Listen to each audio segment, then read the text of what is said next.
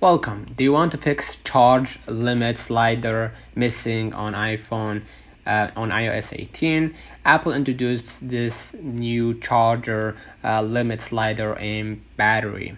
Right, and battery settings menu that lets you set your preferred charging limit from the available options: 80%, 85%, 90%, and maybe 95%. However, if you can't find this on your iPhone even after updating to iOS 18, it's because these options are only available for iPhone 15 and 16 models. So if you have an iPhone 14, 13, or older model, you won't see this option. If you can't find this even after using a supported model, try restarting the device and your issue will be fixed. So go ahead to your settings and then go ahead to the general, and then basically what you're gonna do, you're gonna click transfer or reset iPhone, click reset right here, and gonna reset all the settings, and that should fix your problem, and probably gonna be able to have access to the charger limit slider. So let me know in the comments if this video helped you. Don't forget to like and subscribe. Thank you for watching.